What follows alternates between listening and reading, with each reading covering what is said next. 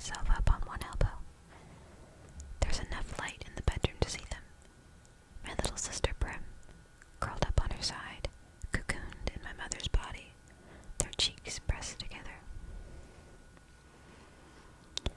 In sleep, my mother looks younger, still worn but not so beaten down.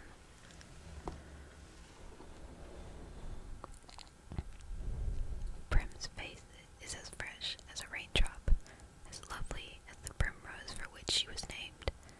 My mother was very beautiful once, too, or so they tell me. Sitting at Prim's knees, guarding her, is the world's ugliest cat. Mashed-in nose, half of one ear missing, eyes the color of rotting squash. Prim named him Buttercup, insisting that his muddy yellow coat matched the bright flower. He hates me, or at least distrusts me.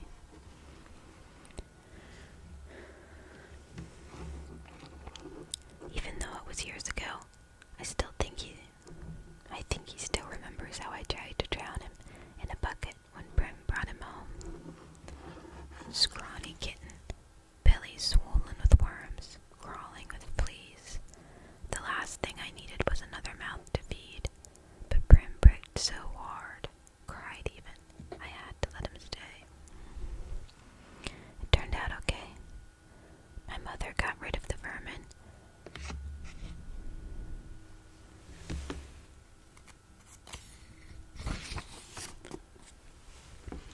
And he's a born mouser. Even catches the occasional rat. Sometimes, when I clean a kill, I feed Buttercup the entrails. He has stopped hissing at me. Entrails, no hissing. This is the closest we will ever come to love. I swing my legs off the bed and slide into my hunting boots, supple leather that is molded to my feet. I pull on trousers, a shirt, tuck my long, dark braid into a cap, and grab my forage bag. On the table, under a wooden bowl to protect it from the hungry rats and cats alike, sits a perfect little goat cheese wrapped in basil leaves, Prim's gift to me on reaping day. I put the cheese carefully in my pocket as I slip outside.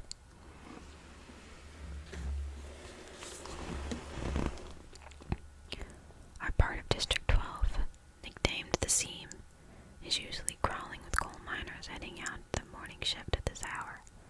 Men and women with hunched shoulders, swollen knuckles. Many who have long since stopped trying to scrub the coal dust out from under their broken nails, the lines of their sunken faces. But today the black cinder streets are empty. Shutters on the squat gray houses are closed. The reaping isn't until 2. May as well sleep in if you can. Our house is almost at the edge of the seam. I only have to pass a few gates to reach the scruffy field called the meadow.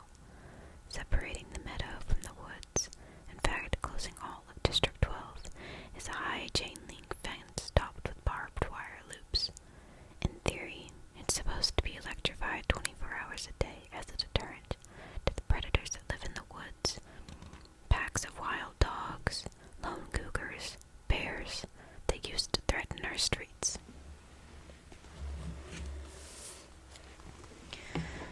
But since we're lucky to get 2 or 3 hours of electricity in the evenings, it's usually safe to touch. Even so, I always take a moment to listen carefully for the hum that means the fence is live. Right now, it's as silent as a stone, concealed by a clump of bushes. I flatten out my belly and slide under a 2-foot stretch that's been loose for years. There are several other weak spots in the fence, but this one is so close to home, I almost always enter the woods here.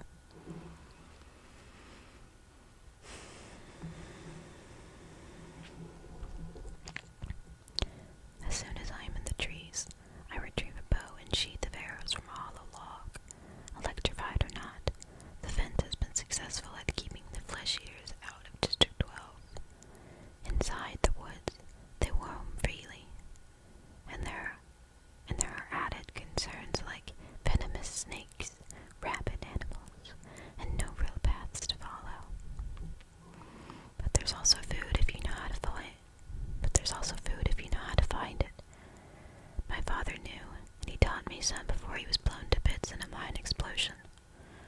There was nothing even left to bury. I was 11 then. 5 years later, I still wake up screaming for him to run.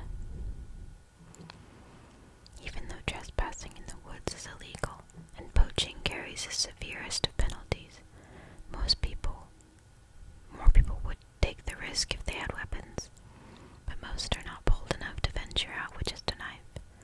My bow is a rarity, crafted by my father along with a few others that I keep well hidden in the woods, carefully wrapped in waterproof covers. My father would have made good money selling them, but if the officials found out, he would have been publicly executed for inciting a rebellion. Most of the peacekeepers turn a blind eye to the few of us who hunt, because they're as hungry for fresh meat as anybody is.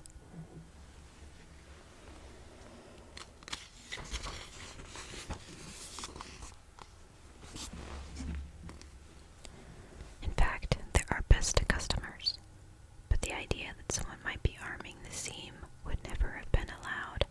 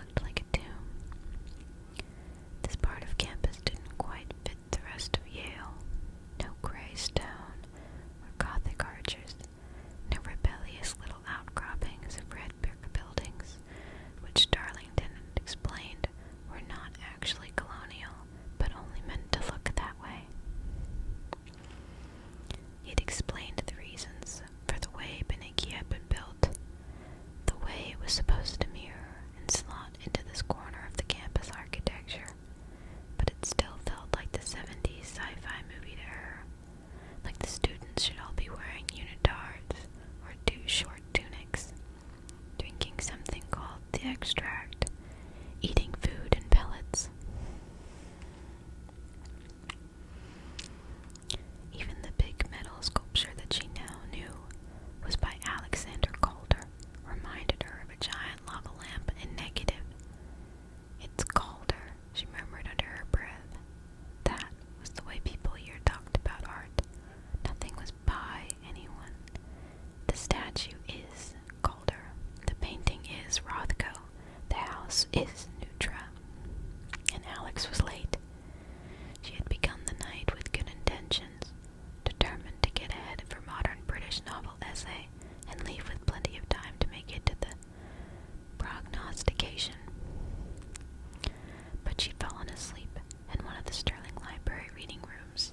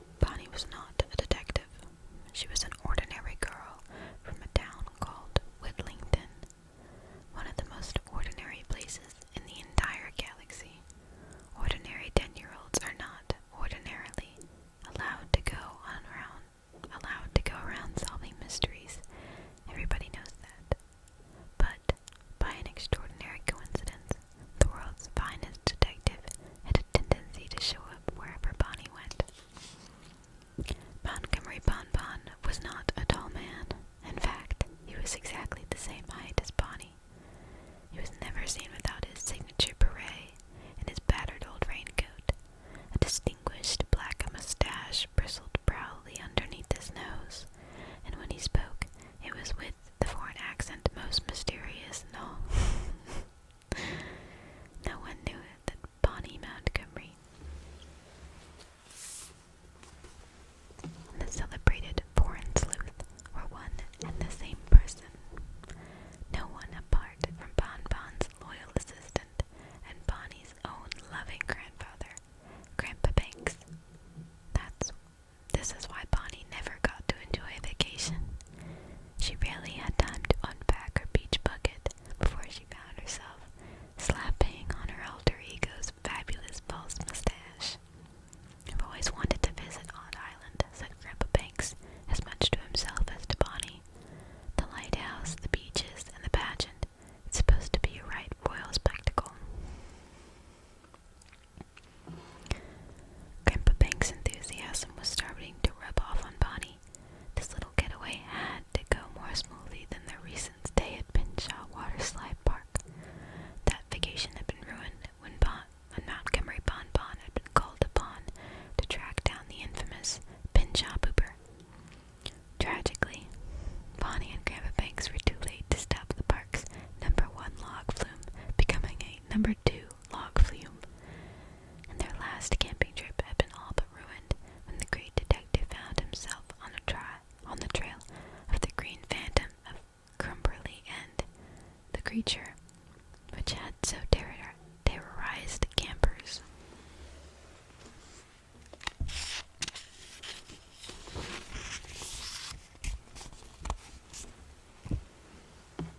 It turned out to be Grandpa Banks, wearing his nightly avocado face mask. With Bonbon around, even something as pleasant as a visit to a museum was liable to end in a cold-blooded murder. Detectives were drawn toward mystery, you see, like new rain boots towards a great big muddy puddle.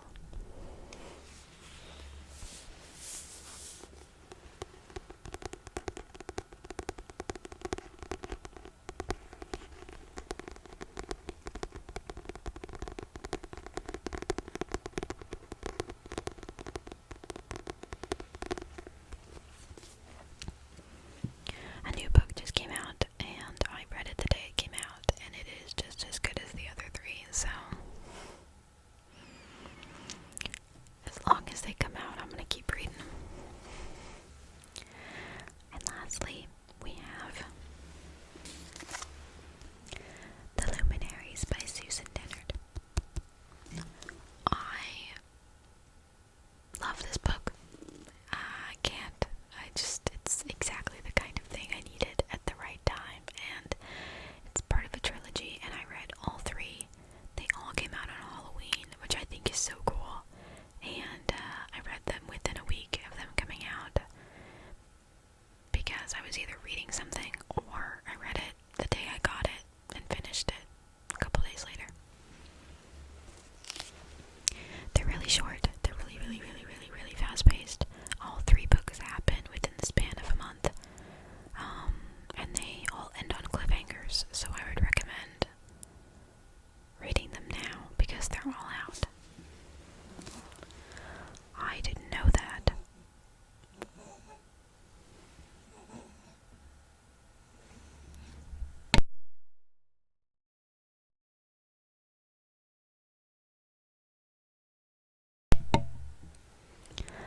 He was dreaming. I'm so sorry. That was such an odd noise he made. Anyway, I didn't know that it was not a standalone, so I read it in like a day, I think, because it's only got like 280 something pages, and I was like, okay, that kind of feels like it's gonna end on a cliffhanger. So before I finished it, I hopped onto Goodreads. I looked,